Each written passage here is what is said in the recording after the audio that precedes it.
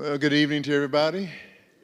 I always like to start on time. Others may come in and they can just kind of slide in as they will. We want to start on time for those who are online so that they won't be waiting at home. Thank you for coming out this evening. Tonight we're going to talk about moving forward with worship here at UC and how God is in that and what the plans are. Initially what the plans are, and then a follow-up meeting we're going to have on the 18th with the key stakeholders, talking in more depth and making sure all our I's are dotted and T's are crossed. But let's begin with a word of prayer this evening. Lord, we seek you as always. We seek you in the life of this church, in the ministry and mission that we do on this corner, the ministry and mission we do even out of this country. And as we consider now how to worship you and praise you, we give you thanks for your faithfulness to us, how you've brought us this far by faith, and how you shall continue to be with us in the days, weeks, and years to come. Amen. All right, so as you know, we've been considering this for really since the beginning of October in earnest. We've been talking about the worship here at UC. Listening sessions, I think I've had about maybe 8 of them total with different groups in the church, youth, Sunday school classes. I did one with the Board of Stewards. I've done one with the staff, and also just some general ones and one online as well.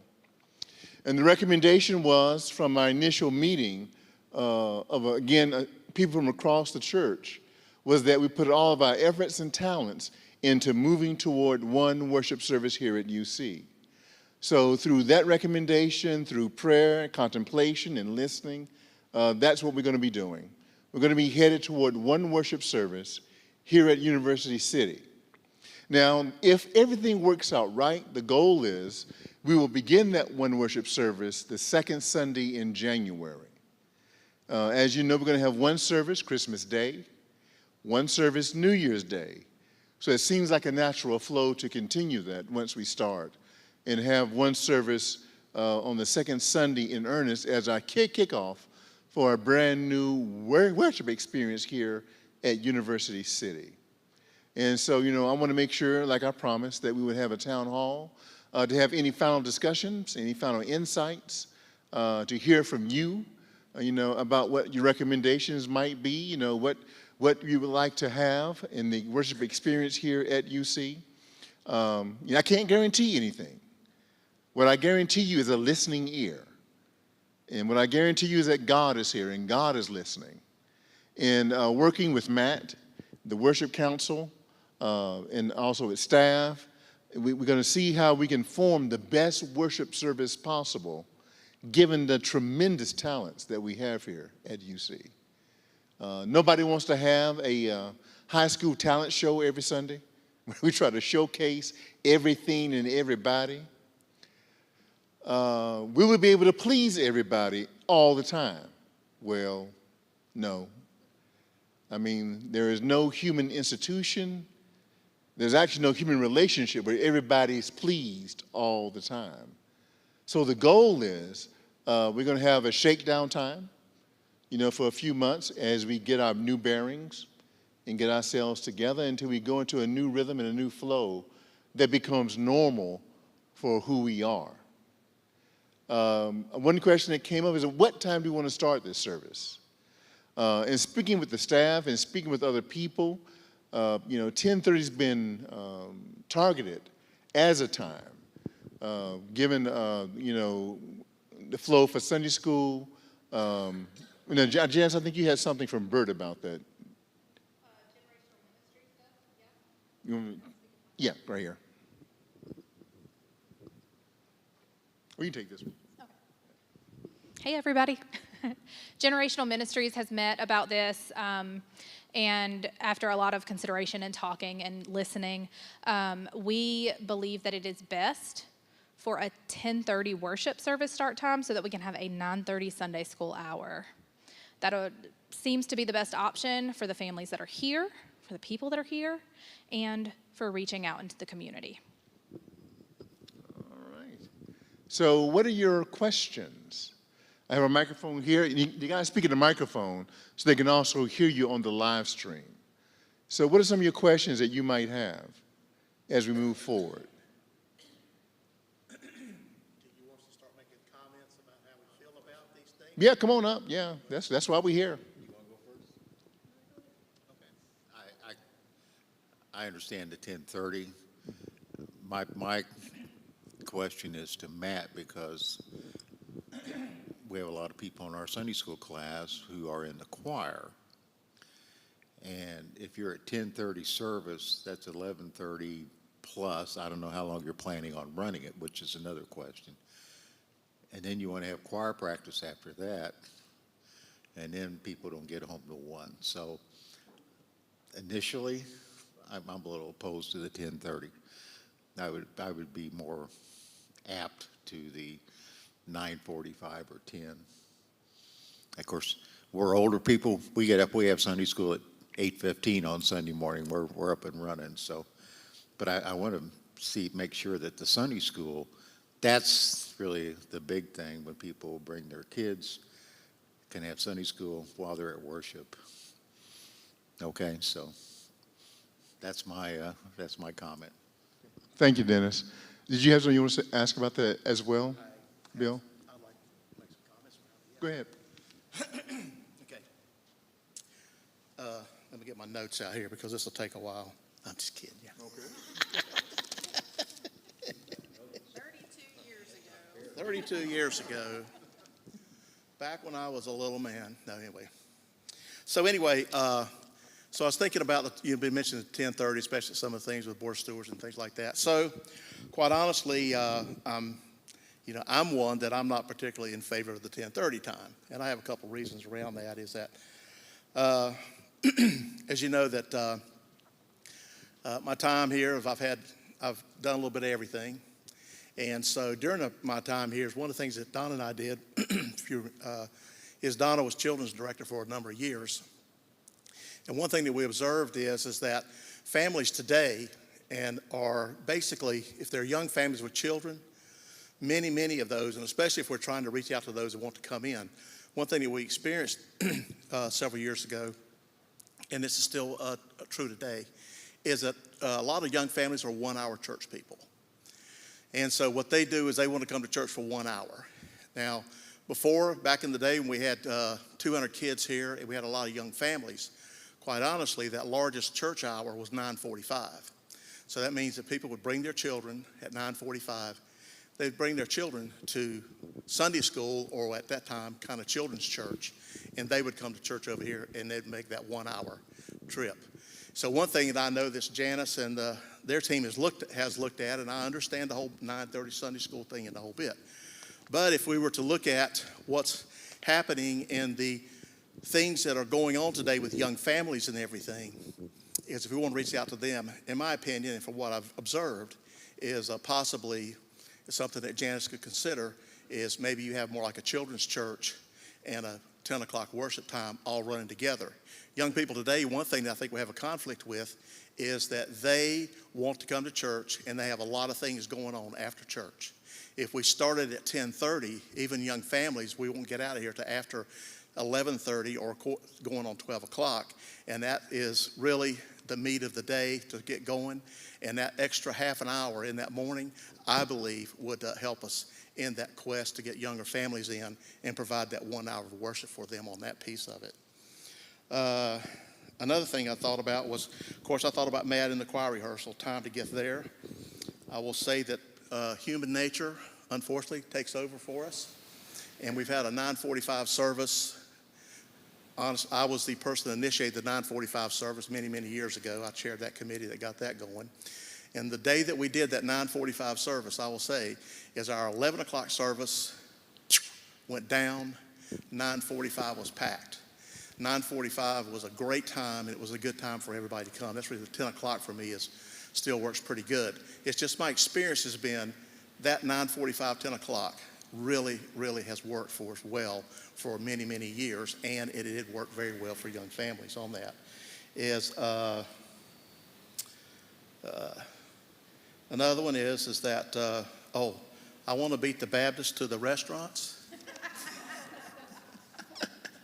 What time does Baptist go to church now? I don't know. A lot of them go to church at 10 o'clock, to be honest with you.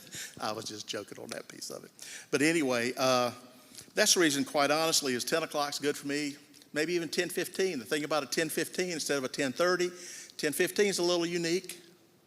Gives an opportunity to maybe say 10:15 instead of 10 o'clock, but I think 10:30 is just a hair later than what I would see. Thank you. So Bill, is always for the quarter hour. 9:45 now, 10:15. Yep. Any other questions about maybe the timing of worship? Any other comments about maybe the time? Anything from the chat? Yeah, come on up. Yeah, I have a question. I'm okay with 10:30 personally, because right now we're here at 8:15 for Sunday school, and it'd be great to be a little bit later. But if we did do 10:30 or 10:15 or whatever, would the intention be that there would be a Sunday school hour before whatever that service is for everybody? And if so, do we have enough classrooms for all the Sunday school classes? Because I know right now, I think there are at least 2 Sunday school classes that meet at 8:15, and I'm assuming the rest of them meet after the, 9:30 service. So, have we thought about that, of the current Sunday school classes, if we all were meeting in 1 hour? Do we have space for that? But like I say, I'm okay with 10:30. That's a heck of a lot better for us than 9:30, but 10:15 works too. And I guess I'm a little surprised, because I thought the standard was 11 o'clock. So that's just how old-fashioned I am, that we're now thinking that 11 o'clock. I guess that's when I thought that most of the people that weren't churched were accustomed to coming to church was at 11. It used to be that way. Anyway, but thank you for everything that everybody's doing. Yeah, the 11 o'clock worship hours started when America was a more agrarian culture. 11 o'clock gave farmers time to get up, do their chores, and then come to worship at 11 o'clock. That's really how that time got started. It wasn't blessed by God. It's not holy.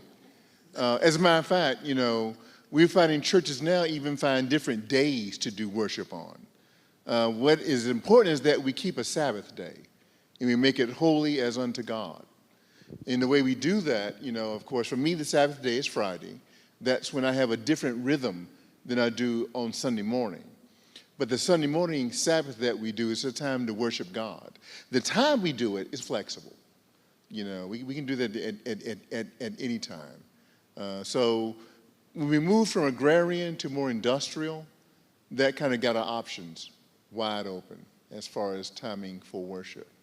And as far as the Sunday schools are concerned, if we had every possible Sunday school class meet in 1 hour at the same time, between what we have downstairs and what we have in Discipleship Center, I don't think we're lacking for space for Sunday schools to actually meet.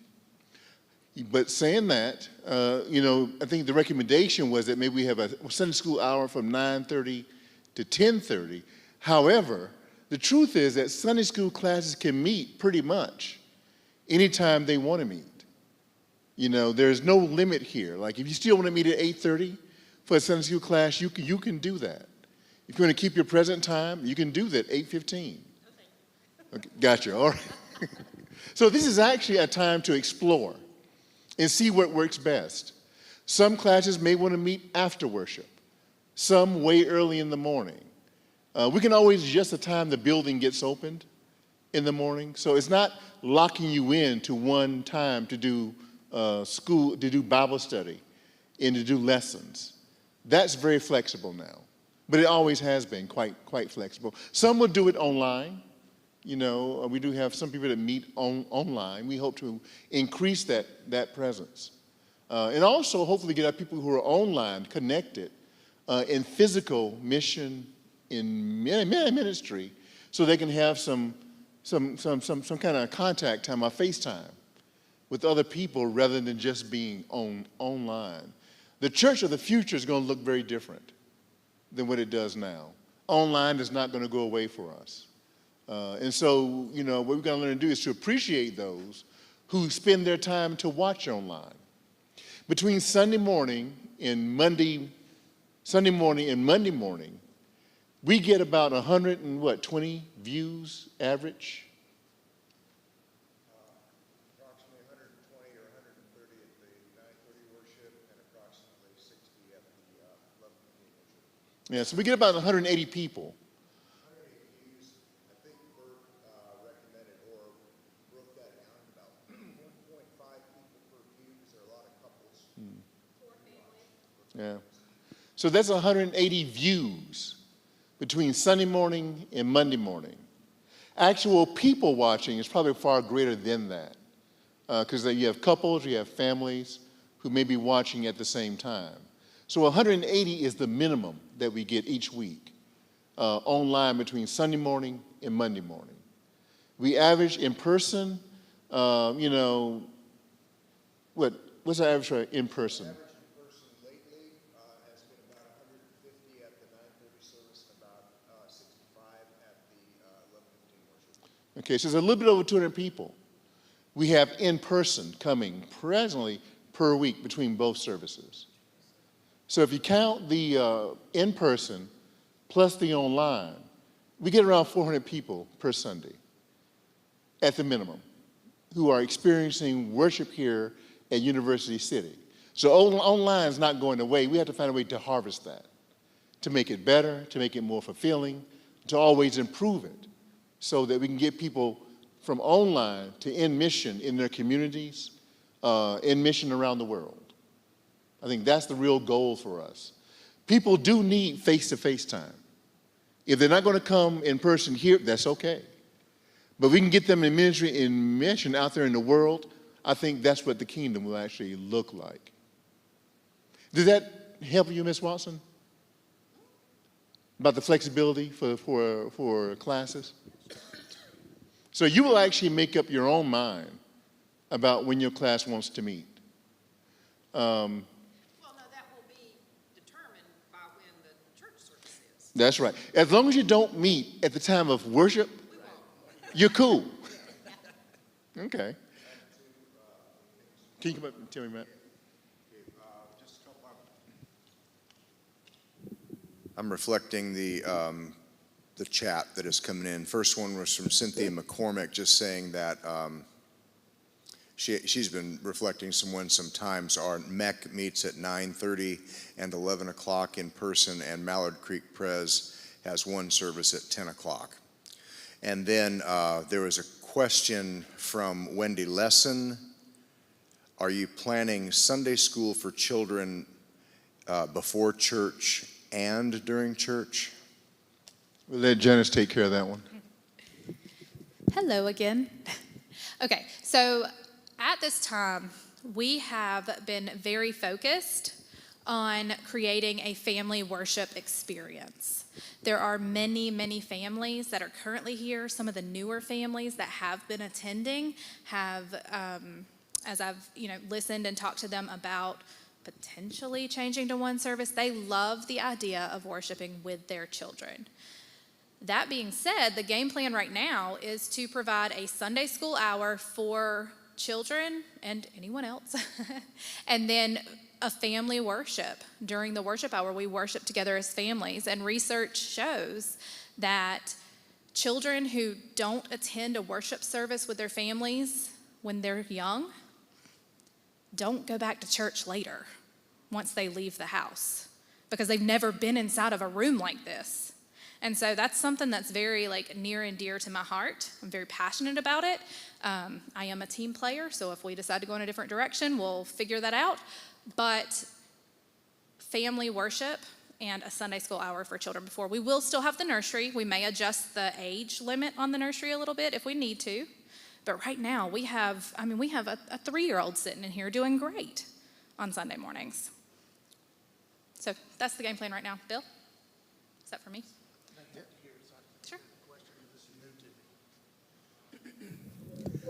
So I would like to get a better explanation of the family worship. So does that mean the adults would not come to the worship service, period? And then or explain that to me, because that was kind of misleading. So when I say family, this is just for future reference. If I say family, I mean Christy Miller. I mean Bill and Donna Benson. I mean John and Janice Cloninger, Trinity, JB, and Cohen Cloninger. I mean Matt Guild. I mean the whole church family when I say family worship. So Janice, you're being They are coming to church, yes. Church is not a separate worship. It is not a separate worship. I'm sorry for the confusion. Oh, okay. They won't go off during the service. Sure. Oh, sorry. I don't have to use that microphone because I have this one in my hand. Bless it. The question was, will work zone, like the kids won't leave the service to go to work zone anymore? They will not. We will actually, the idea right now is that we will open check-ins for what we're now going to call UC Kids Zone versus work zone at 9:15. So people can check in the Disciple Center at 9:15. We have our regular time together, which is large group and small group. And then at the end of our time together, we actually have our volunteers walk the children over here versus from here to there. We're going to walk from the Disciple Center back over here, meet up with parents in the cafe, parents, grandparents, aunts, uncles, and then come into worship together. Any more questions for Janice? There was another question on the live stream from Alan Farmer, and Alan asked, will the music at the service, since it's one service, be contemporary, traditional, or a mix? And I can tell you that right now, as I'm leading the traditional service and I'm leading the contemporary service, and I have a passion for both, we will do both contemporary and traditional service mixed together in the service.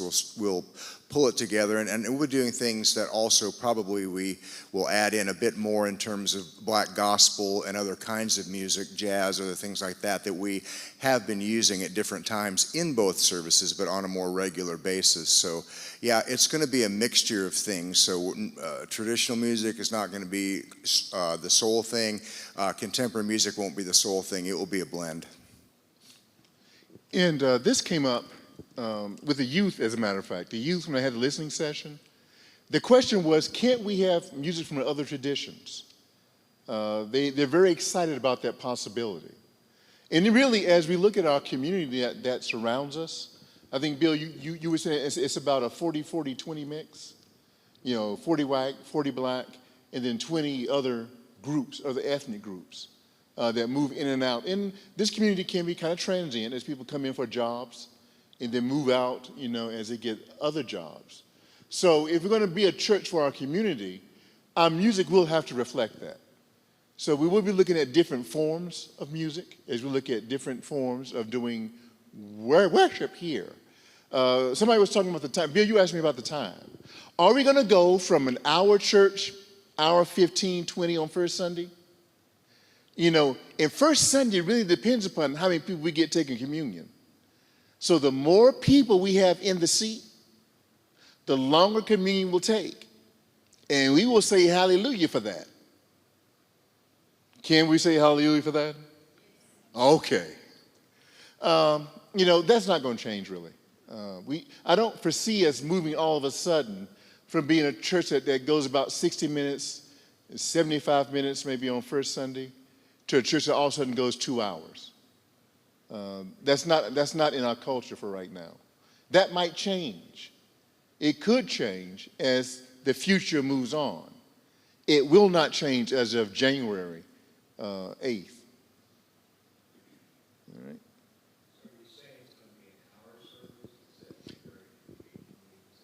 It's going to be pretty much like it is right now. It's what you're used to for right now. As we grow and as our community influences our worship, that may change. I can't guarantee it will never change. It might change after I retired, who knows? But you never know what God's going to do. So as pastor, I'm always open to what God's going to do. And I take chances. I step out boldly in faith. I believe that God is in it. And the reason we had the listening sessions was so that everybody could be involved in this. And there's not just a decision made that's put on everybody. We never want you to have things just put on you where you have no involvement in it. That's not a way to run a church. It's not a way to be a good leader. Now, that may work out in the corporate world where you're getting paid, but in the church world where you volunteer to come here, you actually want to come here. I don't take that for granted. I really don't. I don't take for granted that You come here to get close to Jesus Christ. So my job is to create the atmosphere where you can have a connection with Jesus Christ. Yes, ma'am. I want to speak to the time issue because for 25 years we've had a time issue. We've always had more than one service and a very limited amount of time for most of those years to get ready for the next service. We will no longer have that, thank God. That's been a burden that we've had to work with, and we've dealt with it in many different ways. So the service, very likely, Dennis, is not going to end in 60 minutes. I can tell you that right now. It doesn't right now at 11:15 worship. 11:15 worship typically goes 75 minutes. I will be surprised if we average less than 75 minutes. I'm just going to be honest with you, because there's a lot to do and a lot to say with trying to do a lot of different things together. So don't look for 60 minutes every week. Yeah. No, I want to be transparent. I'm not in a bottle anymore. Thank you, Matt. Matt, could you tell us what's the average time for the 9:30 service currently? 9:30 is currently averaging between 60 and 65 minutes right now. Okay, so thank you for that clarification. When I'm up there preaching, sometimes I can't tell how much time has passed on by. I can only tell if I go long by your faces. You tell me by your face, it's time to get up out of here, man. Close it up. But I haven't had that here yet. As a matter of fact, this church kind of suits my preaching style. In the African American church, I would have to stretch it out. One watch night service, I had to preach a whole hour. In the tradition that Bill was raised in, an hour, them preachers is just getting started. You know, so if you were in a Pentecostal church, you'd be in here about 3 or 4 hours. Yeah. But say what, man? Wow. But I did promise Bill that one day I'm going to jump this rail. So one day before I leave, I'm going to jump that rail just for Bill and the Pentecostals. I step up to the mic so people online can hear, but when is the decision, or who makes the decision what time we start? Is that this evening, or are we just taking suggestions at this time? Or has it already been decided? I guess that's what I'm trying to... The ultimate decision will come with me. Okay. The pastor has total control over the worship experience of the church. So after listening to all of you, that's how I came to the conclusion that we're going to go toward having one worship service. The time is 10:30. That came from the staff. It came from what we do currently when we have worships that are all together. It's a recommendation that's come forth. Janice gave you the rationale from the staff and from the standpoint of this works well to have maybe a Sunday school hour, as she's imagining that with the children. Zach is not here. He had a conflict, couldn't be here tonight. Talk about youth. Yeah, I'm really kind of surprised at that. I guess I'm going back when I had children, and even though we went to a Southern Baptist church at that time, but it would just kill me if we got up. It wouldn't kill me. I don't mean it that way, but we get up, we have breakfast 8:30. We're ready to go to church, and if I had to sit around for an hour and a half entertaining my kids until we could go at 10:30, I might have turned to Methodist a long time ago. Okay, so I'm just saying, I don't know. I understand what the staff's saying, and I definitely want a Sunday school prior for adults and children prior to the service. And I totally agree with the data, because I've been seeing that data also, that the children attend with their parents at the church service, they will go. And if we have someone that's crying, we have rooms for it. Fortunately, this church was prepared for that. But have you really talked with the parents and said, what time do you guys get up? What time do you want to start on Sunday morning? Do you want to try to entertain your kids for an hour and a half until you get ready to go to church? That's just, I'm thinking back when we used to do it, and I was raised on a farm in Illinois, and our agrarian, of course, we went to a Baptist church. Our agrarian was, we started Sunday school at 8:15, worship service at 9:15, and 10:15 we were going home. So And we got up and milked cows before then, but every place was different. But, you know, my vote, if we're getting feelings, my feeling would be a 9:45 service. I'm with Bill on that. So, but that's the questions I have, because I get up on Sunday. I don't think I'd want to wait till 9:15 to go to Sunday school. We start at 8:15 or 8:30, but I don't have kids anymore. I understand that. I hear where you're coming from. So again, from a generational ministry standpoint, we're talking, birth to, 18. So we have some kids that are up at 5:30, 6 o'clock in the morning, and we are having to entertain. But we also have some kids that they're sleeping in. And if we're looking at whole family ministry, we're having to make adjustments. And I have spoken with families that are okay with this start time. But yeah, we're thinking not just the younger kids that are up bright and early with the roosters crowing. We are also thinking of the older kids who might stay out a little late on a Saturday night and still will have the opportunity to come to church with their family on a Sunday morning. So let me ask this question from all that I've heard so far.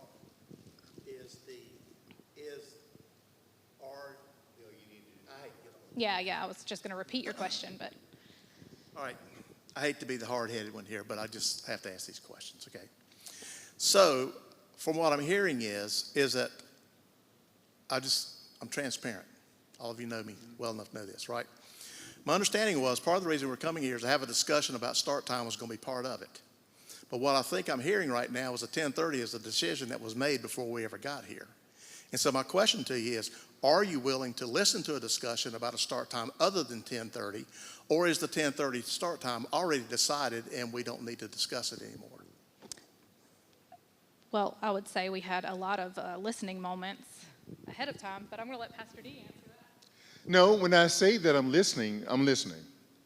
She's giving you a recommendation that came from staff, and a recommendation that came from talking with people that she works with, Janice works with. Matt also gives you a recommendation that came from his standpoint as the director of music, worship and the arts here at UC. I mentioned the recommendation because it's traditional what you've done, where you've done not 2 services. But notice this has not been made ahead of time. I'm listening to you, okay? Yes, Christy. I feel like I have a little bit of a unique perspective, at least in this group. I'm an elementary school principal. I have lived through a pandemic with elementary school students. I collaborate a lot with my middle and high school peers. And what we know about families now is that during the pandemic, the world changed. And I'm an early bird. I'm up at 4:30 in the morning because that's when I work best.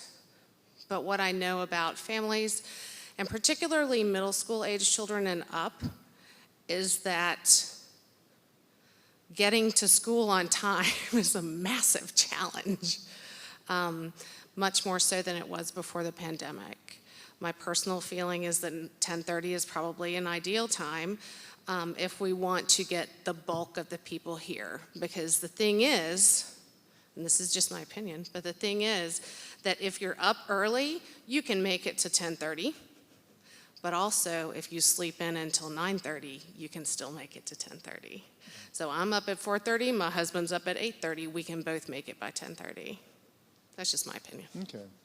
And one thing that we fail to do that we probably need to do, and this is where, every church has to start connecting with the people who are not here, the people who live in the apartments and condominiums and houses. We need to start asking the question, what's a good time for them to get here? We're looking very internally right now, and we're giving our opinions based upon our own experience as University City. But to spread the word of God, to increase the kingdom for Jesus Christ, we need to start involving people who are not members of this church and asking some very critical questions. The suggestion also has come that maybe on our board of stewards, we need to have a community person on the board who is not connected to University City to give us insight so we don't become too insular. And don't forget that they are why we're here. We're here to edify, to increase your own faith, to strengthen, to fellowship, to inspire, and to bring you to wisdom, so that we can go out and be missionaries and ambassadors in the community. You know, we do all of this in here to prepare you to go out and be an ambassador for Jesus Christ. So we have not done well with asking the question in our community, what works best? That's something we may have to change. We're going to have to change as a church. You know, so the timing, on the 18th, we're going to have a meeting with the stakeholders here at the church. It's going to be a group pretty much like the one who made the recommendation. Janice and all the staff will be at that meeting. We'll ask the Board of Steward members to be there. The Worship Council will be there, you know, to talk about dotting the I's and crossing the T's. And at that meeting, we're going to hammer out the real time. You know, I'm going to give the final, this is the time, because it does stop at my desk. You have to listen to everybody here, listen to everybody there. All right? Anybody else have any questions? Yes. Come on. You know, based on what I'm hearing, and my understanding of this meeting was that you had already done all these listening, so I didn't feel like this was something that was being dictated and that we didn't have any input. But hearing what I'm hearing, and you know, like I say, I love the idea of 10:30 because I don't get up at the crack of dawn. But also hearing Matt say that those of us that are used to the traditional service only being an hour, and that we're likely to be maybe going longer than that, that I think maybe a compromise to consider would be 10:15, so that we could still get out by, what would that be, 11:30, and then the choir or whatever could still practice for their time. And at least that 15 minutes might help a little bit, especially if the service was going to go a little bit longer. That's just my 2 cents. Okay, thank you. Some of the things that I got from the listening session was that we need to be a church that does things with a sense of purpose and excellence. So we're also going to start to focus on making sure everybody who participates in worship is well trained. You know, we want people to feel comfortable, flexible, to be in the spirit of Christ when we're doing what we do up in the pulpit area. That our leaders who, you know, do the beginning from announcements to order of worship, all of that, they feel comfortable and can be flexible. So we want to do more training for our people, you know, who participate, for the volunteers to give themselves in that ministry as well. In all the listening sessions, nobody actually said, let's not do this. That's not what I've heard. I've heard a lot of fear about what will I lose in doing this. Will I lose my music? It's been the most one. It's been the greatest one. You know, will I lose my music? You know, and I can't say that things won't change. By necessity, they will have to change. How that will look, we're still working that out. You know, each service we have right now, we're not going to have one service take over the other service. We're going to have times of praise. We're probably not going to let go of any of our staff for right now because they're all valuable to us. So this won't be a cost savings to the church, really. Because Matt's still talking about wanting to do sound checks and getting everything ready by 8:30 on Sunday morning. So that keeps us at pretty much the same time for us who are on staff. And that includes Brian and everybody else who's a part of the musicians, everybody else who's a part of that. You know, because in order to make it ready for the time that we do worship, it takes some practice. You know, it takes working out the kinks. I can't tell you how many times we come here and something technological is not working. We need time to make that work. It gives us time to set the stage and to set the atmosphere in the church so that in the seasons that we're in, everything looks well and works together well. So we're not looking at cost savings, so cost has not been the big driver here. What has been the driver, and I think, Bill, you have a little history about that? When I came to UC, all right, Bill loves history. Yeah. But when I came to UC, the question was put to me about keeping what we have or going to something new. And maybe you can talk about why that question was put to me. I'll use this. Okay. I want to say this first. Donna wants 10:30. Okay, so just. So, yeah, my sweet wife over here. Anyway, you guys know I'm on board with anything we do, so we just work it out, right? All right, so history on this a little bit. I'm just going to say is that, all right, you know, over the years, one of the things that's happened is we all know is that through a variety of things, of course, the worship attendance has dropped, and you can't put your finger on one thing. We've been through a lot at different times, you know, and those of us who have been around a long time, we know the stories. I don't have to go back and tell any of them, but we know the history. But so we had a team called the SLI team. We did that for 3 years. Some of us in here were on the SLI team. And that was before COVID. And even at that time, we had, in conversation, talking about, you know, the future, is that we had mentioned there at one point in time, did we need to really go to one service, kind of combine things? I mean, all of us know this. We got a fantastic, nice, large building in here, but we need to fill the building up. And so we discussed it some at that time. Then, of course, you know, we brought on the Board of Stewards. And during that time, we had this wonderful thing come around called COVID. And you know what that's done to us as far as attendance and things like that, as far as people coming here.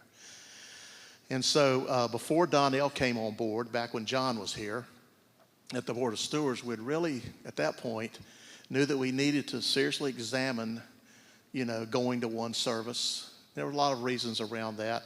And, you know, like he said, cost, there's not a lot of cost difference in it, but it does help out our logistics. That was a big thing about helping out the logistics on Sunday morning. Because that, you know, after COVID, our logistics as far as what she's talking about, Sunday school and all that stuff, it got all wonkied up, you know. But what we did on the Board of Stewards was this, is we said we need to examine this, but we knew that John was retiring. And so we really didn't feel like we could make the decision with John on, you know, him going out the door.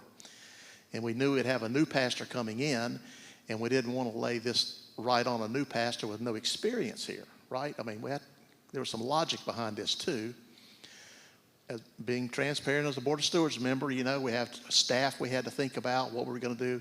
You know, we knew we had some staff realignment and things like that we had to do too. So it was this whole thing of thinking about it has not been a simple process, right? It's been something we've gone through for a number of years now, thinking about if we make these moves, how's this going to happen? So it hadn't been something that just popped up. So then what happens is, of course, when Donnell came on board, we began talking to him right off the bat is that this is something we need to examine, okay? Because some of the thought was, well, do we take the contemporary service and move it to the fellowship hall? And, you know, these are things we just think about. And what's the best way to do this? But, you know, COVID kind of changed everything too. So, but what we did was we asked Donnell, okay, once he came on board, we thought, well, and the only thing that's fair for a new pastor is this, is a new pastor to come in and give this new pastor at least a year to come in and figure out who we are and where he wants us to go, okay? In conjunction with Board of Stewards, right? And thinking about what to do. And so after we'd been here for the year, is at that time, of course, Board of Stewards, we talked to Donnell, and we said, okay, now is the time, because Donnell's got his feet up and running, got things on the ground. It's time for us to examine do we want to do the one service and what it's going to look like. So the reason I tell you all of this is I want to make people to make sure, I want you to know for sure, this is not something that Donnell walked in the door and decided that was going to happen. This was on the train. Basically what Donnell's done, and this is one thing that Board of Stewards we talked about when we formed the Board of Stewards. If any of you guys were on these 7 presentations I did around the Board of Stewards, is this, and it's really worked out this way. We realized that as a Board of Stewards, what we were to do is to give the direction to the church that we could not depend 100% on a pastor walking in here and giving us direction. We have to set a direction, right? Because as lay people, you know, as Methodists, they might come next, hey, July, they might say, hey, he's going to be better up here. right? We know that is a complete possibility. And we as lay people, we have to be the ones that are in really the leadership position around here. And the pastor has to come in. And our thoughts always were, is that when that pastor comes on board, we've got a train that's moving forward, which we did have, and that pastor has to jump on that train with us, right? And that's where we did, is when Donnell came on board, is Donnell came in and we said, this is where we're going. We're looking at this as a possibility. You look at it for a year and lead us in this if it's the direction we're to go in, right? So here we are at a year and a half, and Donnell's done a fantastic job in leading on this, because those of us who have been around for a long time know that the last time that we did a worship service change, it didn't work this way, right? And so the reality of it is that Donnell's leading us through this, and that's kind of the history of this, because I just want everyone to be sure to know that this is just something that Donnell has led us through and doing a great job at it, but it's something that has been discussed, and he kind of jumped on the train and got going with it. So any questions about that? Anybody? Very good. Thank you. So Bill said I was able to be here for a year. It was a year and 4 months. This started back in October. Any other questions or insights that you might have? Anything else on chat right now? Well, come and share them.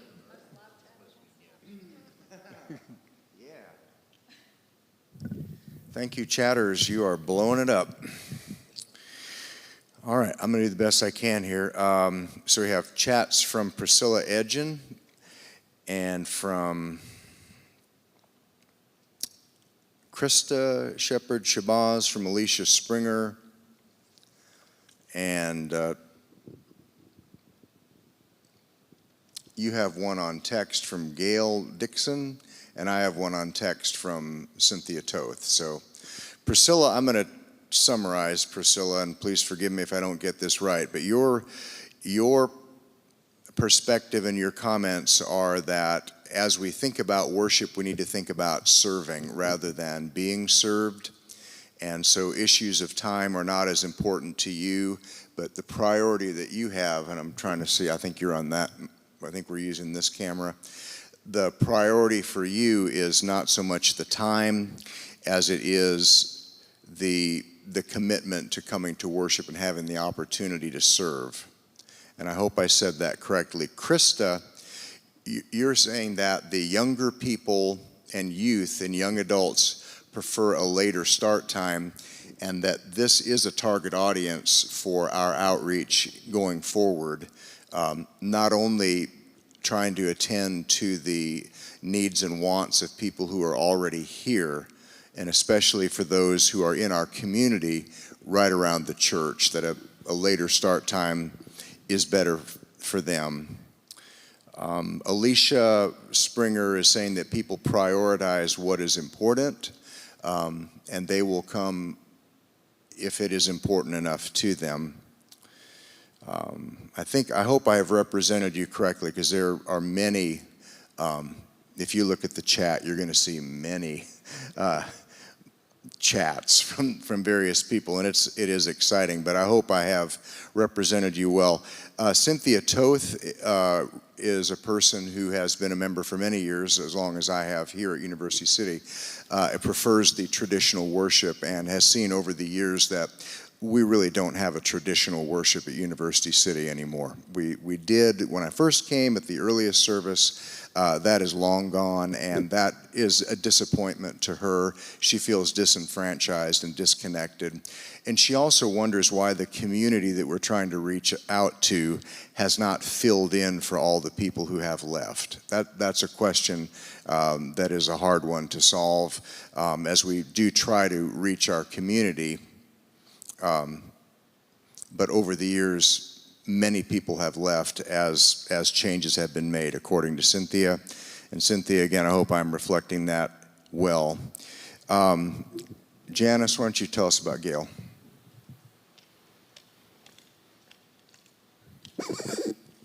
I'm shorter than Matt. So Gail's question was basically just a clarification question, and I don't know which camera I'm supposed to be looking at, so y'all just bear with me. I'm going to stay right here. Her clarification question was, will the youth and children be meeting from 9:30 to 10:30, or will they alternate before and after the services?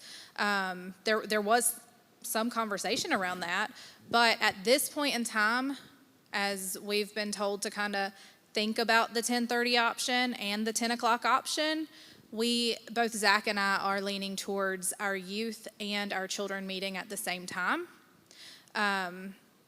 And that will give Zach the opportunity to still have the prayer furnace. It's going to be look a little different because we're all having to make changes here.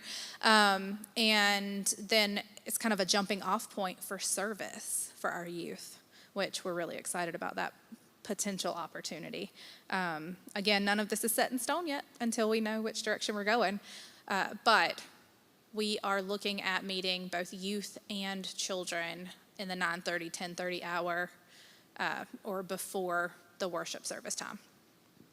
And that's how it currently is, isn't it? Correct. Okay.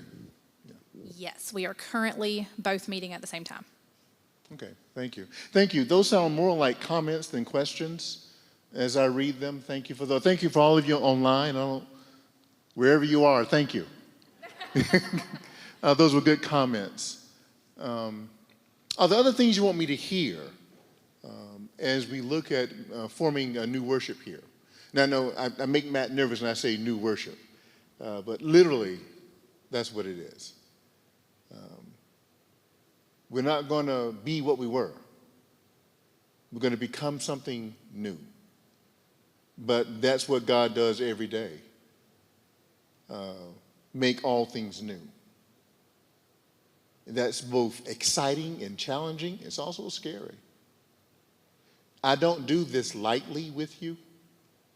I do it, as they say in the old church, with fear and trembling. Trying my best to please God and please God as we work together to meet God where God is. And I think Matt's right. We don't have a really traditional service here. The elements of service will look quite different. There would be more scripture reading. There would be more collects. There would be more joint litanies in more traditional services. There's a lot that we don't do. So, we're creating something. It's an exciting time because you get to be a part of that. And what will make it powerful, again, comes from you.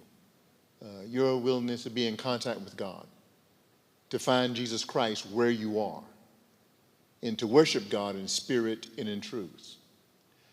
I know what it means to move from something you're used to something that's totally almost alien. I'm not saying that's what's going to happen here. But to move from where I was to come to where I am now is a very different experience. It's a very different experience of church.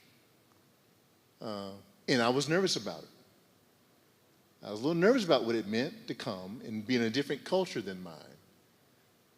Because I'm used to people being on their feet shouting every word I say. Because that's just the culture. I'm used to people when the music's playing, they go, "Oh, Lord have mercy, Jesus." I'm used to the same women fainting every Sunday. It's just a different culture. But it's amazing how God works. I opened myself up and said, "Lord, here I am. Send me, use me, take me, do what you will." And it's amazing how things work out. I have enjoyed every Sunday that I've been here. I have found Jesus in the midst every Sunday that I've been here. I have been just as excited preaching here as I have in every church I've pastored for the past 35 years. I could not tell you how surprised I am how God just works in it all and through it all. So as we allow God to work in us and through us, it will become something wonderful, something gracious, something forgiving, something praiseworthy, something where people meet Jesus. And that's our goal. Any final thoughts, or chats, or questions? Yeah, come on up.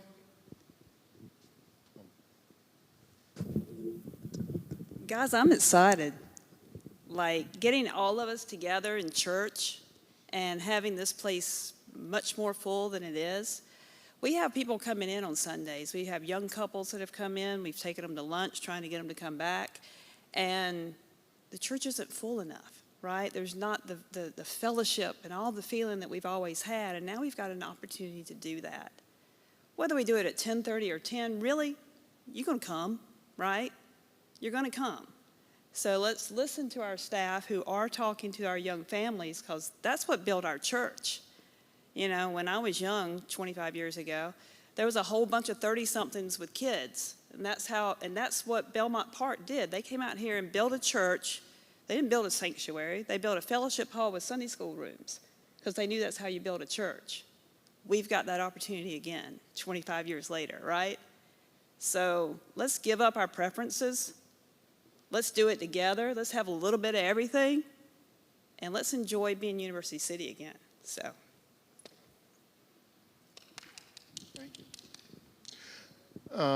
Thank you for that. I appreciate it. Like I said, the encouragement has been great and good. This has not been pushed back on. The thing about the time, you know, we can expect it always to go back and forth. I want this. I think this is better. That's wisdom. I consider it input, you know, and insight. I hear it all. I listen mostly to God, but I do believe God speaks in and through the congregation as well. So my job is to kind of find that place. Now, in seminary, it's called the hermeneutic. It's where Scripture and the people in God meet. You know, so I'm always have an eye on where is God in this. Always. I listen to you, and I go and talk about it with God. Because ultimately, that's the shepherd that we're all following. All right, any other questions? If not, I'm not going to keep you. Now, the real stuff is going to come, of course, in the parking lot talk. And so we're going to have our ear to the ground for the parking lot talk as well. That's how churches work. Is what you say once you leave these doors, that gives some real reflection. And it does get back. As you mean for it to. It does come back.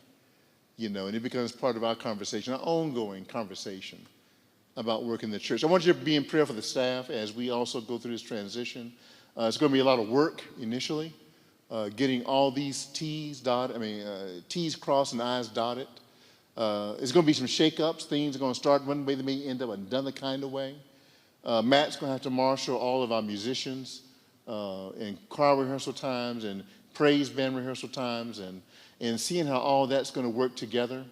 We don't anticipate any of that going away, but it's going to become renewed and revitalized in different ways.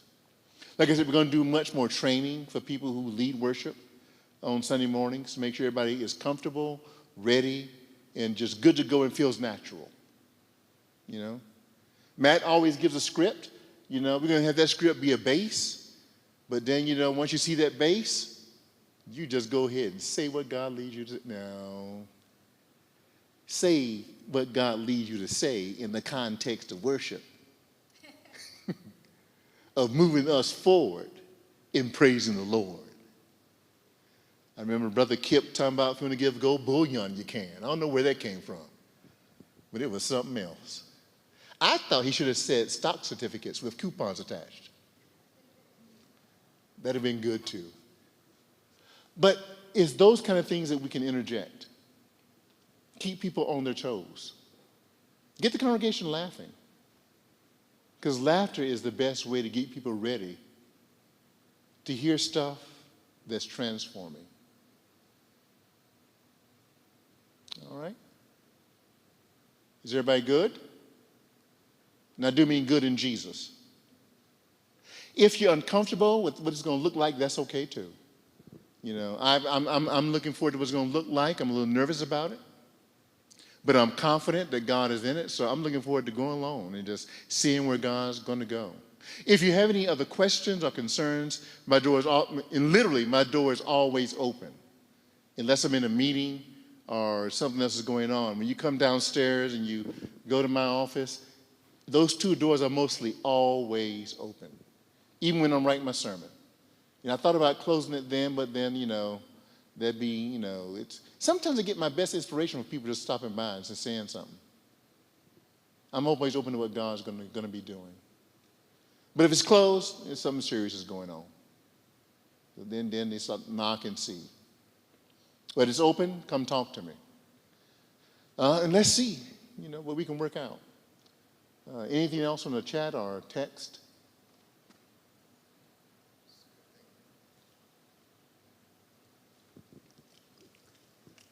Lynn, several people are giving you praise, saying, good job, good word, we agree with you. So lots of people are thinking you're right on with that. Yeah. Cammie Keeley did say that she likes an earlier time frame. So as many of you have said that as well, she's similar in that. And I'm thinking that my wife Karen sent a text to say we're not the only ones dealing with this. Friendship Missionary Baptist, a very large African-American church on Beatties Ford Road, had 4 worship services regularly on every Sunday, and they are taking it to 1, and it will start at 9 a.m.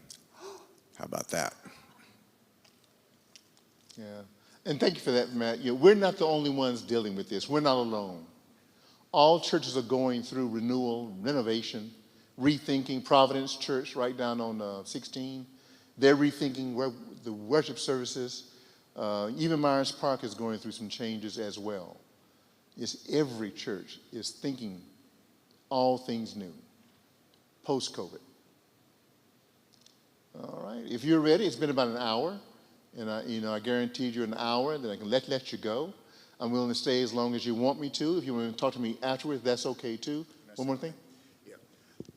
Just want to talk to the folks on live stream because some of you have joined late in the meeting. I want to recommend that you go back to the beginning of the live stream and catch the commentary at the beginning, because some of it later on will make more sense if you heard the beginning of the meeting. Okay. Thanks for everybody on live stream. There are currently 43 viewers on live stream. Cool. So good job. Thank you, Brian, for being here tonight. Brian, how long does it take for the video to upload to YouTube? It's already there? Okay. So you have instant access to the meeting this evening. Thank you, 43, for being here. We appreciate you and love you. I love all of you. And I do mean that in the way I said love on Sunday. It's not just that I feel good about you, but I am praying for you. I'm willing the best for you. And I will do everything in my power to work for your best, your highest good, in our Lord and Savior Jesus Christ. So now may God bless you and keep you. May God's face shine upon you, give you rest by night, that you may have excitement in the morning for what God will do, what God will reveal, and what God will make alive in you. Amen. All right, so be safe going home. I've been reminded I'm back in Charlotte now, so traffic gets kind of iffy.